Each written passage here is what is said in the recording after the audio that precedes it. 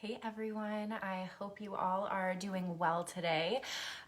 Today's topic is going to be on trauma bonds, what they are, how they're formed, and what we can do about it. So I want to wait till a few more people hop on here. If you are joining me, then drop a like, drop a heart, drop a comment. Let me know that you're here and let me know where you're watching from. I'm from Cleveland, Ohio, and I always love to learn where everyone else is from. So if you are watching the replay, then hashtag replay, and we'll go ahead and get started.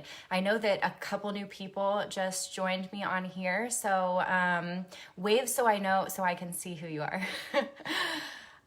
So for those of you who are new to me, I have quite a few new people in the group, and my name is Morgan Danielle, and I am a life coach and Reiki practitioner that specializes in helping women overcome trauma and release dependency on food, alcohol, substances, and toxic relationships so they can finally live a life of freedom and empowerment.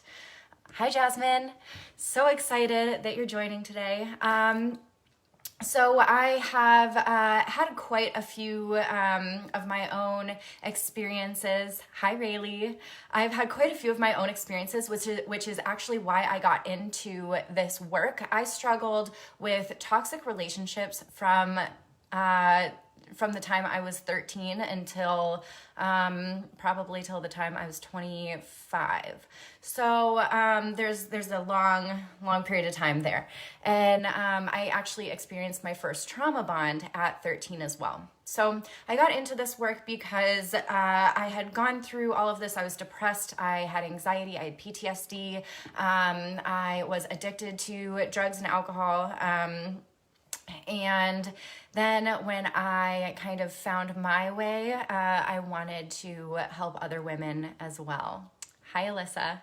So today I'm going to tell you a little bit, I want to give you a little bit of background about my experience with trauma bonds. So I had no idea even what a trauma bond was. From age 13, I had my first abusive relationship where I was physically abused, emotionally abused, and sexually abused. And so I never really understood kind of what was going on. I didn't understand, I didn't put it together that this person was abusing me because I kept going back. So I always thought like, oh, it must not be that bad because I continue to go back. And that's where I feel like a lot of women have this shame and guilt from, because you feel like maybe if you keep going back, then you deserve it. Or if you continue to put yourself in this situation, then you deserve it, which is completely untrue. What happens is we get addicted to these people and we get addicted to these emotions. So that was my first trauma bond. And I was kind of hopelessly addicted to that relationship until he passed away. And then my second trauma bond was with my daughter's father, where I was cheated on, gaslighted. He would physically abuse me only a couple of times. It wasn't an often occasion, but there was physical abuse, and there was a lot of emotional and mental abuse. And he had also threatened to end my life. He threatened me with a gun. He threatened me with a knife, and it was kind of an ongoing thing for about 5 years. And ultimately it ended in a restraining order. And I continued to go back even after I got a restraining order. And ultimately he passed away as well. But I still feel that if he was still here, I would still be very much attached to him. So these trauma bonds, what they are is that they're a cycle of physical and emotional abuse that creates a strong attachment between the abused person and their abuser, reinforced by periods of love and affection, and then periods of devaluation and emotional abuse. So when you're constantly experiencing these highs and these lows, you're releasing adrenaline, oxytocin, serotonin, dopamine and cortisol. And that all causes a powerful biochemical reaction, which continues to fluctuate throughout each phase of this abuse, which causes you to become addicted to these emotions. So it's not your fault. It's not a lack of willpower. It's not, it's not a lack of willpower. It doesn't mean you're weak. It doesn't mean you're stupid. I know that when I was going through these things, my family, they didn't understand. My friends didn't understand. It was kind of like, oh, look at Morgan. She's going back to her abusive relationship yet again because she's immature. She's self-destructive. And, those were kind of the things that I heard, which also made me feel pretty shameful. And there was a lot of guilt around that.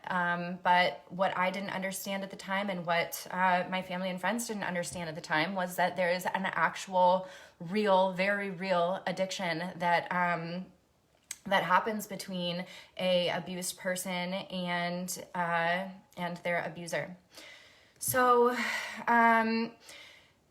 I wanted to, if you're questioning whether you are experiencing a trauma bond, I want to give you guys some signs of what it's like being in a trauma bond with someone. So if there is a pattern of non-performance, so if they continue to make promises and they don't come through and they constantly let you down, that's a sign.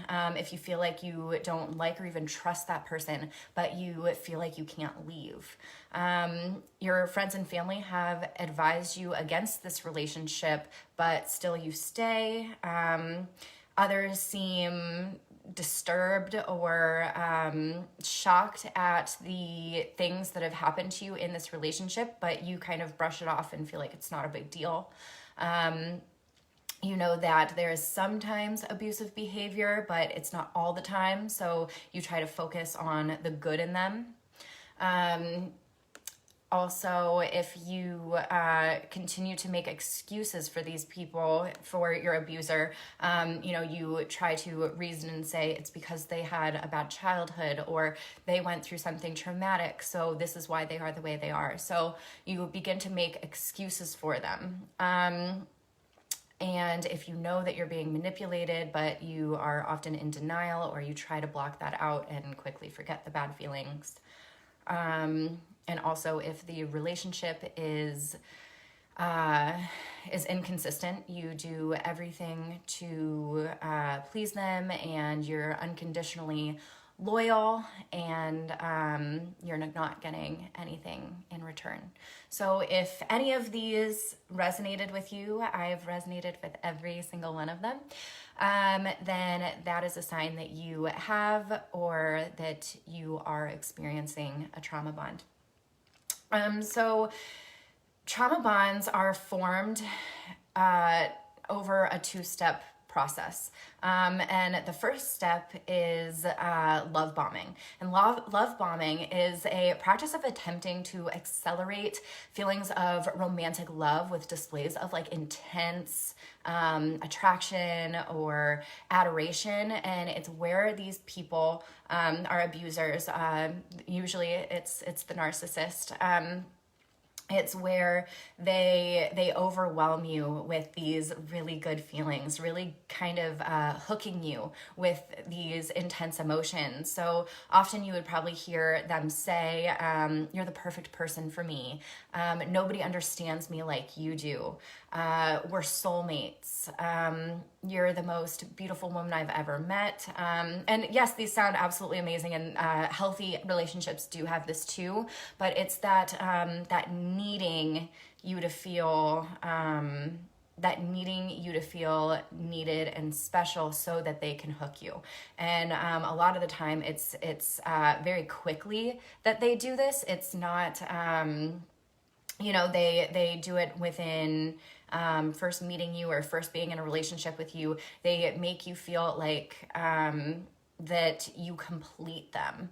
And so once you start getting that feeling of, oh my gosh, I'm so perfect for this person, this is my soulmate, we're gonna get married, we're gonna do all this stuff, and this is like happening fairly quickly, then once they know that they've won you over, that's when the switch flips. And so the second stage is cruelty. So this is where they know that you're hooked. They know that they kind of have you wrapped around their finger and you guys were in this honeymoon phase, and then all of a sudden it switches, and this is where the cruelty comes out. So when you are not acting accordingly to them, then they say that you're being ridiculous. They will tell you that if you have a problem with something that they said or they did, they're going to lie to you and say, I never did that. I never said that. And it's going to make you start questioning your sanity. They'll begin to compare you to their ex-girlfriends or boyfriends. And they'll say, you're never here for me. You don't treat me like my ex did and she loved me. And so they'll start calling you names. I know that in my relationships, the two that I had extreme trauma bonds with, I was always called a slut, a whore, a bitch, a lot worse than that too. And it was a constant thing. And so you're constantly being beat down by this person when you don't act or do as they say. And another thing that you'll hear them say is, good luck ever trying to find someone as good as me, or nobody else is ever going to love you. That was something that was said to me, and it was said to me so often that I began to believe that I had to stay with this person because he was the only person that was going to love me, even though he treated me badly. So when your abuser, when the narcissist is saying these things, it makes you start to question yourself. You're like, did he really not say that? Am I making that up? Did he really not cheat on me and this is all in my head? And you'll start to go down this rabbit hole of questioning, are my feelings really ridiculous? Do I have a right to feel this way? And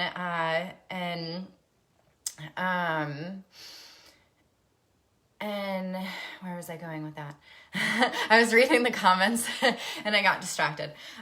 So now that you're kind of aware of what these processes are and how these trauma bonds are formed and what these trauma bonds look like, now we want to talk about how we can overcome it. So the very first step is acknowledging what has happened to you. A lot of the times we want to brush this off and act like it didn't happen, or that we don't validate our own feelings. If somebody is calling you names and they are physically and emotionally hurting you, that's a really big deal. But the fact that you have been putting up with it for so long, and the fact that somebody has told you that your feelings aren't valid, you become numb to that. So we have to acknowledge what has happened and how that's truly made us feel, and know that it's okay to feel that way, and that you have every right to feel that way, and start to get really clear kind of how this person has been a destructive part of your life and all the destruction that they've caused.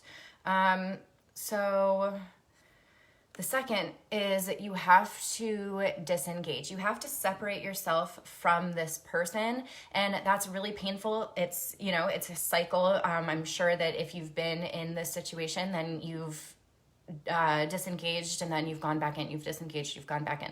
But it needs to be a long enough period to where you can actually detox from this person and from the destruction that they've caused.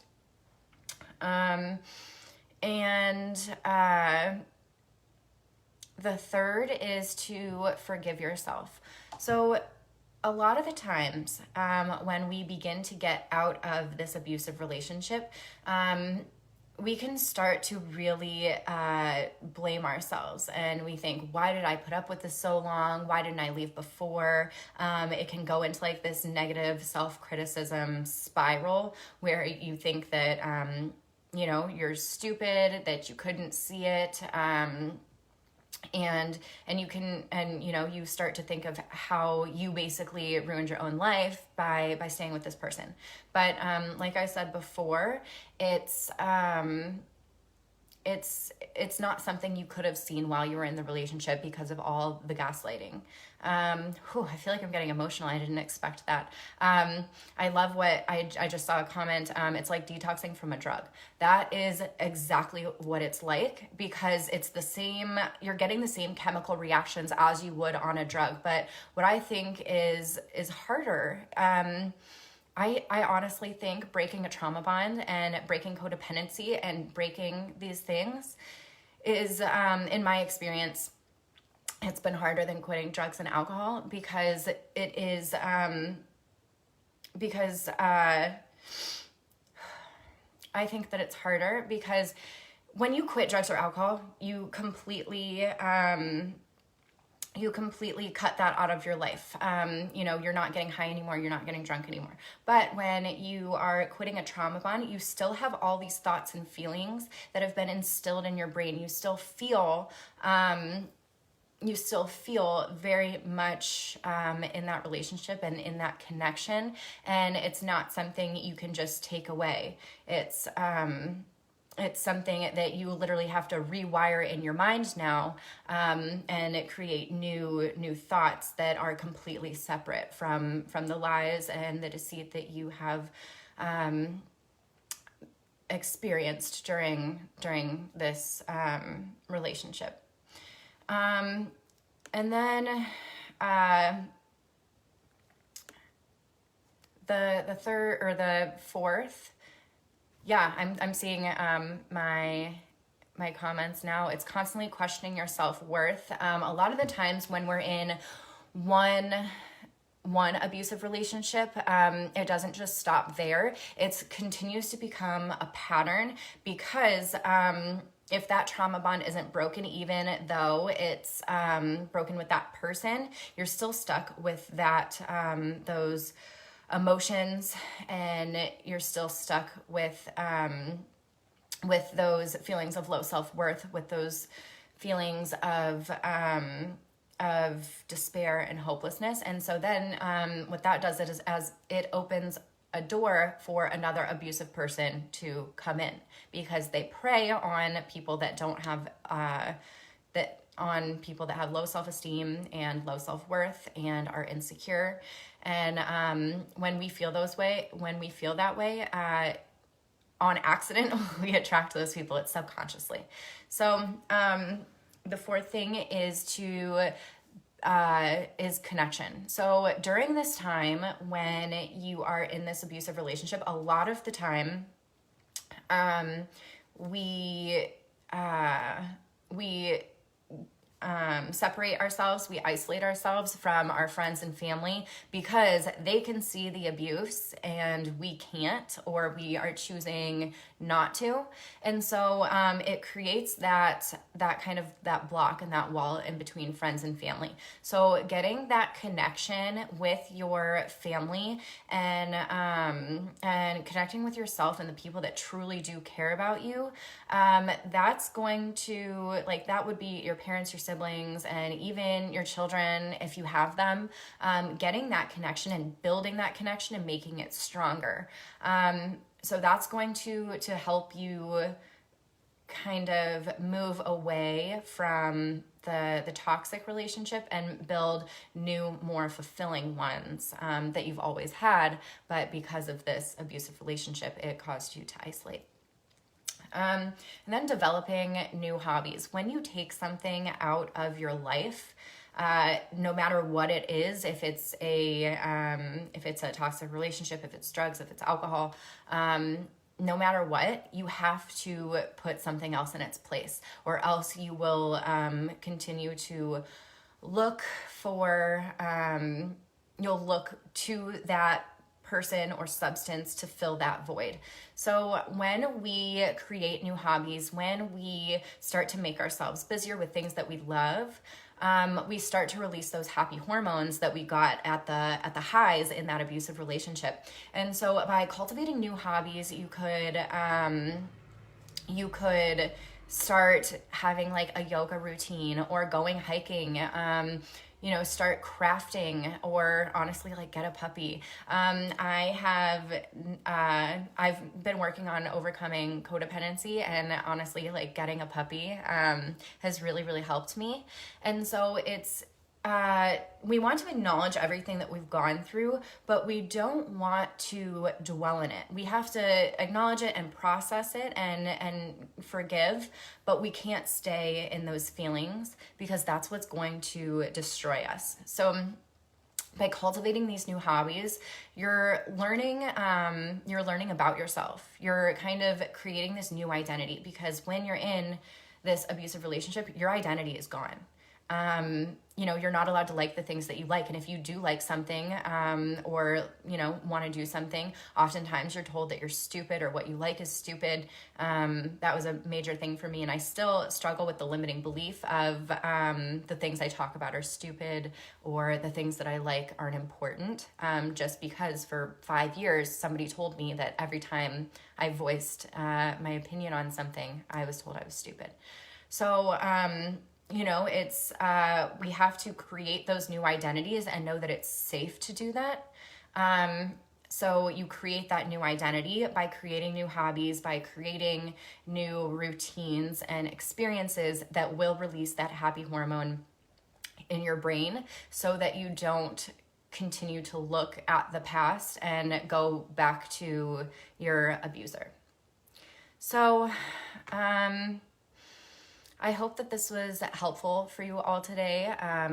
If you have any questions about trauma bonds, codependency, abusive relationships, or if you're stuck in this and you don't know what next step to take, don't hesitate to reach out to me. I am only a DM away, and I am here to support you any way that I can. So I hope you all have a great rest of your day, and yeah, have a good rest of your day. All right, bye guys.